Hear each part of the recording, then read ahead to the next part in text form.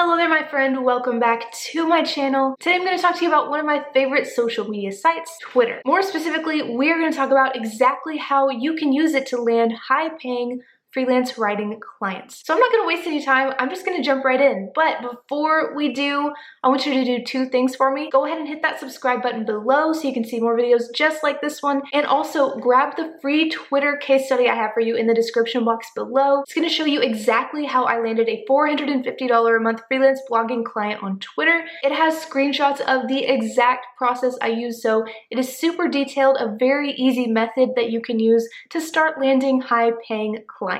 So make sure you do those two things before you leave this video today. Let's go ahead and get started. The first thing you gotta do if you want to land high-paying freelance writing clients on Twitter is set up your profile the right way. You don't want to use your personal profile where you're doing a bunch of political ranting and posting a bunch of unprofessional shit, basically. You want to set up a profile that is for your business. Make sure you have a professional profile picture. I'm not telling you that you have to go get pictures professionally made. So what I did for a long time was I just used a selfie that I took in front of a plain black shower curtain, and that worked just fine. So you can do something similar if you want to until you are able to get a professional photographer to take some brand photos for you. This is important because it builds trust with potential clients. They are going to want to see your face and know who they are working with. Now, here's another important thing you have got to do in your profile. In your bio, don't just put something about being a freelance writer, actually put keywords that are more specific to what you do. So if you're a B2B technology blog post writer,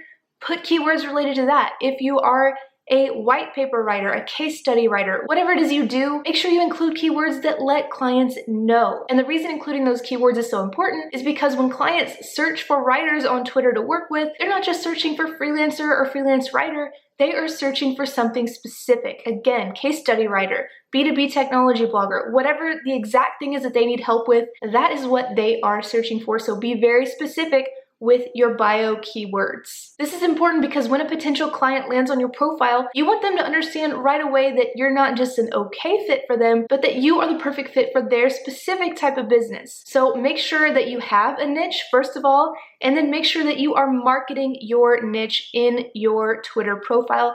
Very, very important. And then you also want to have a link to your freelance writer website in your profile. Now notice I did not say a portfolio or one of the pieces you've published online. I don't want you to link out to those things. Create a professional freelance writer website that really sells your services. Write copy on that website that speaks directly to your target client based on your niche and really sells you as the best fit for them specifically. Because what you want to happen is somebody lands on your Twitter profile and they see your niche keywords in your profile. They see that you have a professional picture, and that piques their interest, so they click the link in your profile to go to your freelance writer website. Then they see again that you have a certain niche expertise, in other words that you are the right fit to help them, and then they reach out to you to hire you. So that is kind of the process you want to think about clients going through when they find you on Twitter. Another thing you want to do, especially if you are just starting out and you don't have a lot of your target clients following you on Twitter, you want to follow those people and start interacting with them. So for example, when I first started out, I was marketing to IT service providers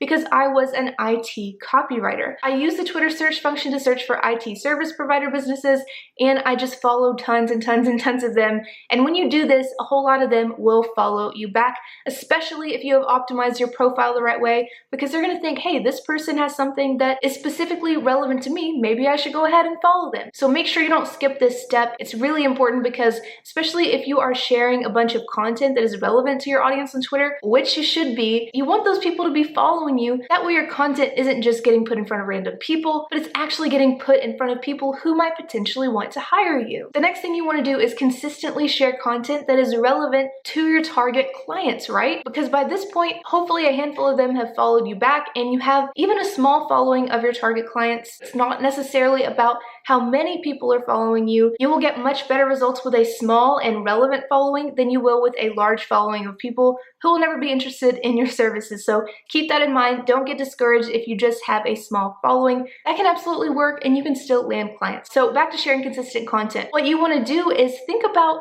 what your target clients are looking for in relation to what you offer, right? So if you offer B2B blogging services to technology companies, you might want to share content that is going to help them with their blog content marketing strategy, especially if a lot of that content is written by you. You can also share things like inspirational quotes or funny memes and stuff like that. It really just depends on your brand, but the key is to keep it very relevant to your target client. So if you're sharing something funny because that's kind of how your brand is, then make sure it's funny to your target client too. Kind of tailor whatever that is to their industry, because that's going to make them want to keep following you and maybe even want to work with you. Now, as far as tools for sharing content consistently, what I personally use is MeetEdgar. No, this is not a sponsored video, and no, I am not an affiliate for them. I just really love what they are doing. So with MeetEdgar, you can load up a bunch of tweets into it and it will just recycle the content over and over. So you really don't have to do social media scheduling. It's just a one and done type thing. But if you want to start out with something free, you can use Hootsuite or Buffer or some other tool for that. And what I recommend doing is scheduling out all your content in batches. So sit down and just schedule out all your tweets for the week on Sunday night or Monday morning or whatever time works for you.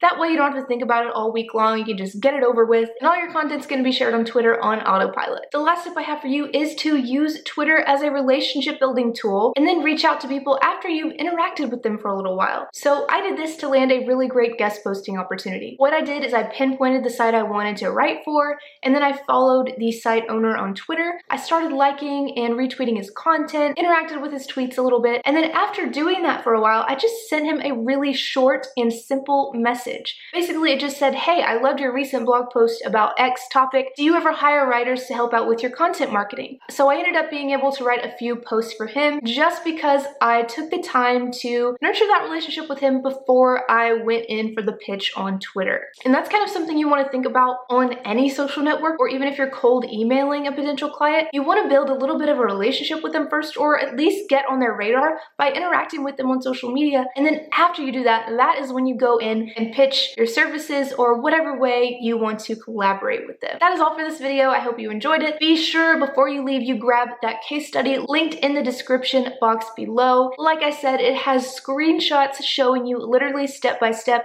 how I landed a $450 a month freelance blogging client on Twitter. So be sure to grab that. Also, subscribe to my channel before you leave and hit that like button if you enjoyed this video. It really does help me out. As always, thank you so much for watching, and I will see you in the next video.